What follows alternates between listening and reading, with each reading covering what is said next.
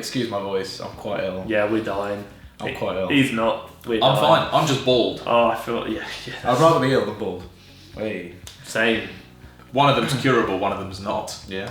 Yeah, but the Alpecin shampoo is doing bits for you apparently. Alpecin is working an absolute treat. So if you want to sponsor one of the team members, go ahead. Yeah. And yes, before someone comments, I did get Alpecin for Christmas. So, today's video, a topic that hits home for us quite a lot because it's something that we all deal with on a day-to-day basis, body dysmorphia. So we have actually touched on this before in the past, but we kind of held back a lot because we weren't really sure what response we'd get, and now we don't really care. Body dysmorphia is often a topic that's shied away from by a lot of people because it falls under the mental health umbrella, which unfortunately is still heavily stigmatized. It's not something that you can see, and therefore it's not tangible or almost quantifiable. They shy away from it, and they don't want to accept that either they know someone that suffers from it, or chances are they might suffer from it themselves. Yeah, there's no immediate cure. Yeah. No, it's something that you just kind of have to learn to deal with, and once you've got these coping strategies in place, like ours, for example, we make light of it. So if you can't fix the problem, at least you make someone smile. Every time you open up social media, or even mainstream media now, you're constantly slapped in the face by images of people who some faceless corporation have deemed to be attractive, or have a figure that is attractive. And do you know why they've deemed it attractive? Because it helps them sell stuff. Sex sells. Who the hell is anyone to say, categorically define what attractiveness actually is? Well, I guess beauty is in the eye of the beholder. So what one may find attractive, someone else may not particularly find attractive at all, which is fine. Everyone has their preferences, but I don't think anyone should ever be made to feel worse about themselves or be belittled because they don't look a certain way. But who the hell is someone to tell someone else that they're not attractive because they don't fit the idea of the perfect human being that they have formed in their head? If you showcase the top 1% all the time, you're going to feel like the top 1% is all that exists out there apart from you. This will lead to feelings of inadequacy,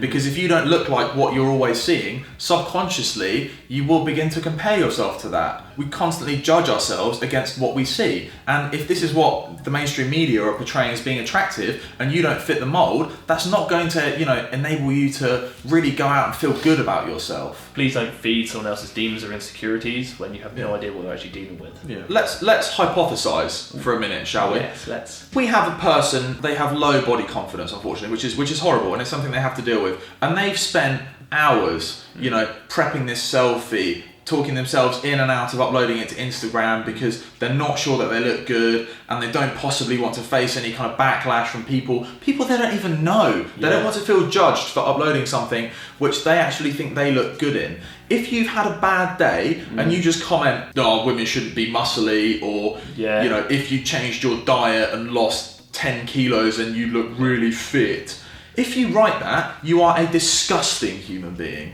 He said it. You are, because you don't know what knock-on effect that could have. All it takes sometimes for someone to spiral downwards and out of control is one comment. Yeah, just step over the line, unfortunately. And there's a big difference between banter, so make it a harmless comment like we often do to each other, because you're my friends. Because it's so anonymous. It's not necessarily just your friend making this comment. That's not what we're saying. No. It's some random brer who you've never... A troll. Yeah. Because it's not funny even, to I mean, troll. some people just genuinely think they're right about things, and they're just incredibly wrong. But. Yeah, but everyone's entitled to their opinion. Sometimes it's better to keep your opinion to yourself. Well, I suppose since the dawn of time, everyone's always had someone to look up to a little bit. Back in the day, it was Fight Club Brad Pitt. Yeah. Fight Club Brad Pitt was a bad dude. He's a good looking dude, to be honest, I would.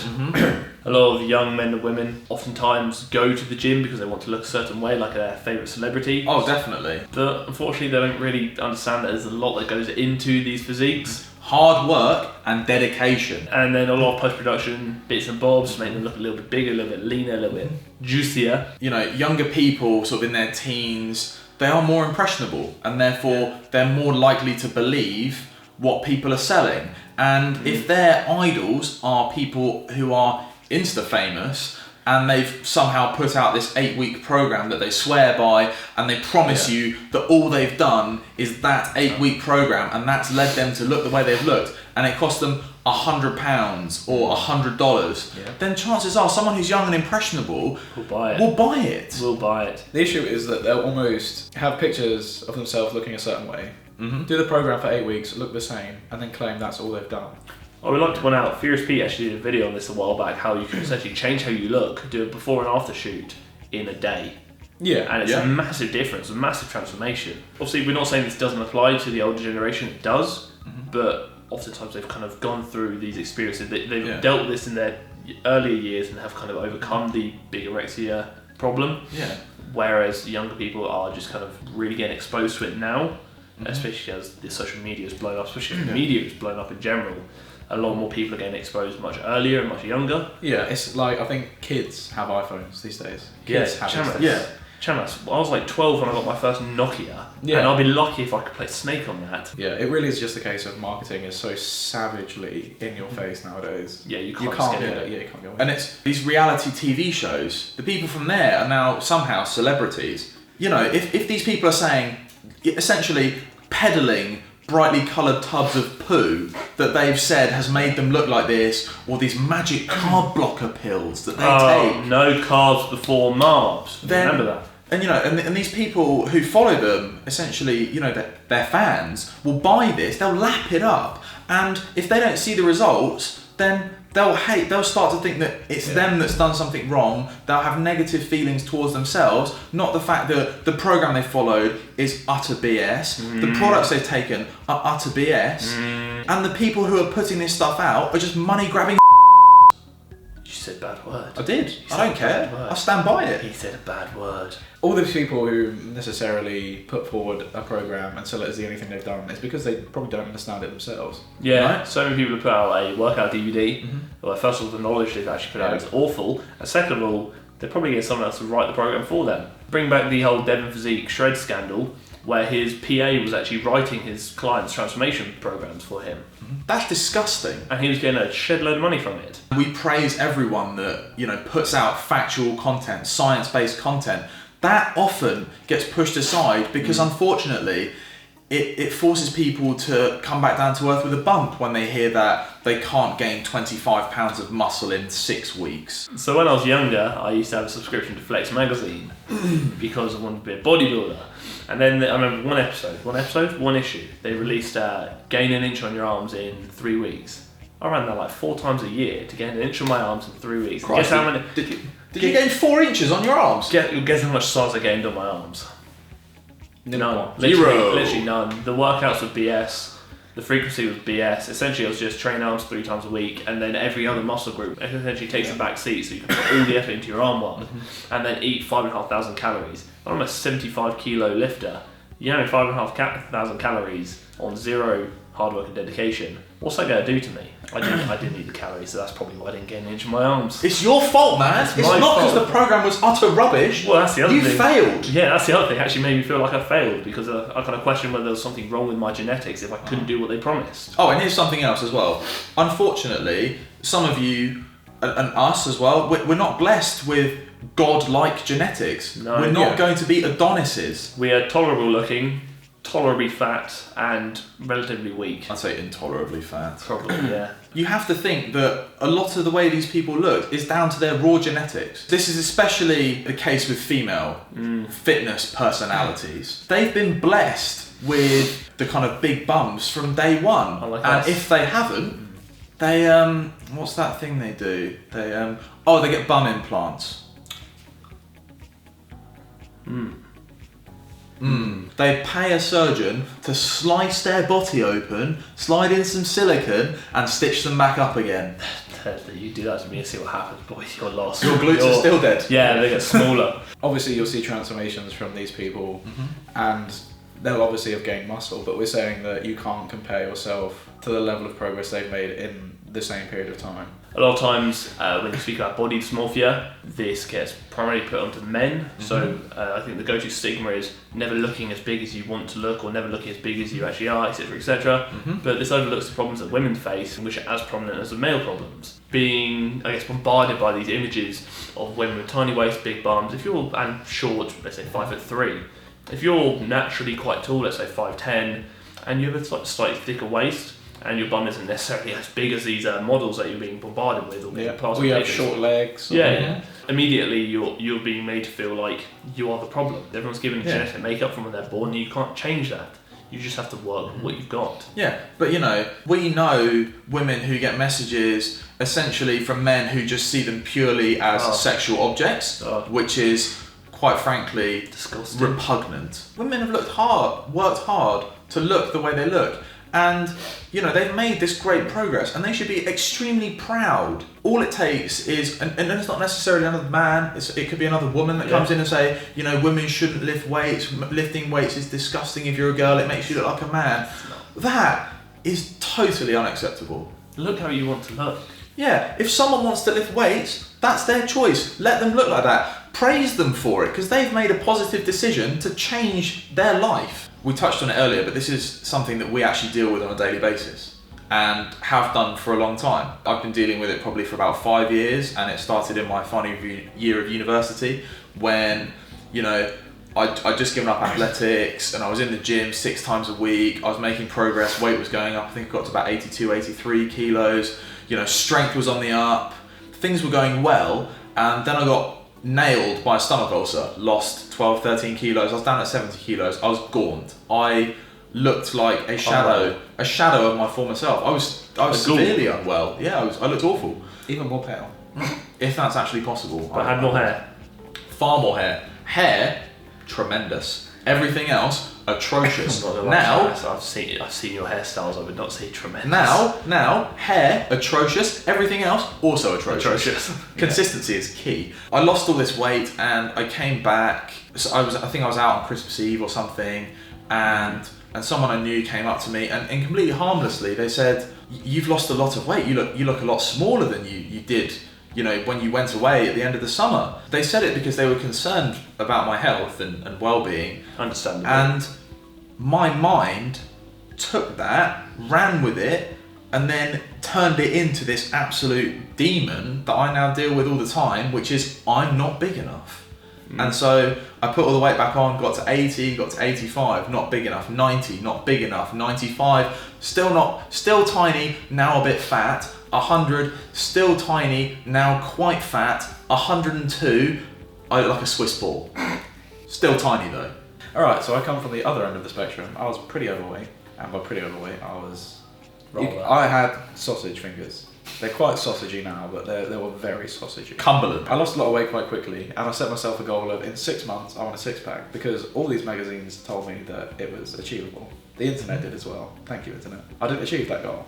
So I was left skinny fat, which is a problem that a lot of people Google on the internet. So what I did was gain weight, and I was like, right, this cut, I will get that six-pack. Didn't get it. So then I bulked up again to the same weight, obviously like had a bit more muscle this time.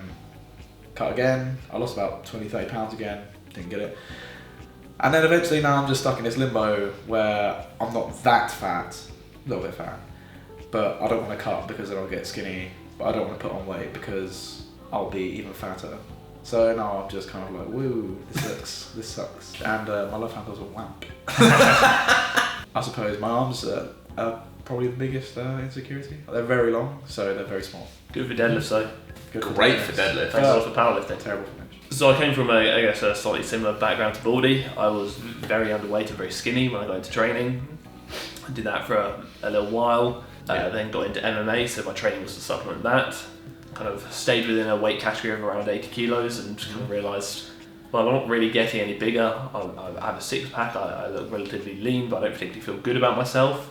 I enjoyed the MMA, but once I kind of had to put a bit more focus into training itself, weight training, I mean, it kind of took a back seat, and then so I did that for a while, gained weight. I was like, oh, this is great. I'll stop at 90 because I'll be big enough then. Wasn't big enough. I'll stop at 95 because I'll be big enough then. Wasn't big enough. I'll get to 100, I'll be big enough then. I'll imagine being 100 kilos. Wasn't big enough. Got up to 104 about a year and a half ago, and then went a bit downwards, lost a lot of weight just for reasons like life and whatnot. That kind of lasted for a while, probably about 6 months, and again started bulky again. Was like, finally I feel good enough to start eating. Went up to about 110, 111 kilos. I guess about 6 weeks ago that kind of took a bit of a rapid decline because unfortunately life gets a bit too much sometimes, and external things kind of send you into a bit of a downward spiral. And I guess at the time of filming this video I've lost nearly 2 stone. So I'm now wearing 3 layers, so no one can call me out for looking smaller in the comment section below, because it'll probably make me cry. Don't worry though, he's still over 100. Yeah, just. So yeah, I think unfortunately I feel everything in my stomach, so whenever anything happens, when I feel anxious, down, etc., the first thing that goes is my appetite, and then that's a bit of an endless spiral because I can't eat, because I can't stomach any food, and then I lose weight, and I feel anxious that I'm getting smaller, so I can't eat because I feel anxious about that, and that kind of goes down and down and down. I'm praying I don't lose any more weight, so I should probably start force feeding myself till I'm sick again. That's why we are all about those positive vibes. Yeah, because I think we know as well as anyone else how much of a negative impact just a comment can have on your mental health. And it sounds quite stupid, but I think we've all been through situations, especially recently, where we will deliberately bail on social events because we can't face the fact that someone is going to say that we may look smaller. It's like, well, I'm aware I've lost X amount of weight, I'm aware I'm smaller, I don't really want someone else to tell me that and solidify what I already know. Yeah. So I mean, we kind of combat it by very rarely surrounding ourselves with anyone different. yeah, it's always the same people. It's So always in the gym. It's either each other or Bridge Road. Thankfully, I have a very small group of friends, and this is most of them. You have no idea what anyone else is dealing with, and it may seem insignificant and almost funny to you, but you have no idea what impact that's actually having on the mental stability of another person and the mental health. And it's all well and good, obviously, portraying yourself in a positive light, so that you see videos where everyone's all happy and jolly, but behind the scenes you have no idea what they're actually dealing with. No, you can never assume that you know what's going on in someone's life. Yeah, and obviously some people are dealing with things far, far worse than they're ever even immediately let on. Yeah, I mean, you almost don't joke with people you don't know about anything that's not like circumstantial around you, if that makes sense. Like, British people love to talk about the weather. We'll joke about the weather till our heart's content with someone random. But if you start saying, looking a bit chubby there, man, I'm like, what are you talking about? Why would you say that to someone anyway? Yeah. I think the biggest thing is when you do finally start noticing progress in yourself, immediately you look for a negative kind of to combat that. So for example, you may look in the mirror, oh, my delts are looking bigger, but I'm fatter, my back's too small, my legs are smaller. You can only see like a glimmer of light very briefly, and then suddenly it's back to the negative reinforcement. Unfortunately, the trolls, they're never going to go away completely. So, you know, you've got to block out the haters, look at yourself in the mirror and just say, Blacking out the haters. That's it. Block them out. Stand in front of the mirror. You look at yourself. I've seen Arabian goggles before. Don't judge yourself against the progress that other people are making. Stand in front of the mirror every morning and just remember, it's you versus you. I had to come up at least once in this video. I mean, we were always going to get it in. Yeah, don't fool yourself. The difficulty of making a video like this is that, especially when speaking personal experience, it almost exposes yourself. It kind of shows vulnerability that, obviously, laugh and joke on camera, but these are some of the insecurities we're dealing with. Granted, we've toned it down a bit for reasons like I don't think it's necessarily healthy to spew all of your concerns, your mental health issues across social media. Nope. So I think there's a big difference between personal problems remaining personal, speaking about issues in a diluted form to help other people, which is what we're trying to do. Understand that if you are dealing with something, you are going through something quite difficult. You're not alone. Yeah, that's the main thing. Unfortunately, most people will suffer from some kind of mental health issue at some point in their lives.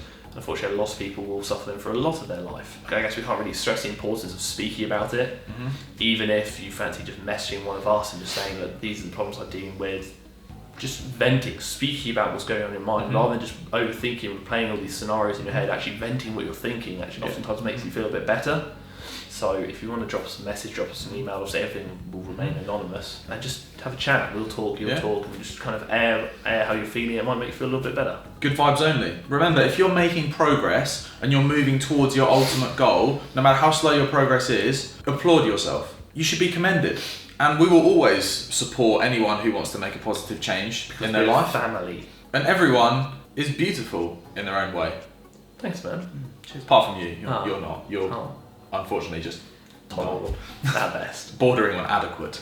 Remember that you are a tremendous human being. Tremendous. Commend yourself for making a change. And making progress. Thank you for tolerating us. See y'all in a few days. Peace.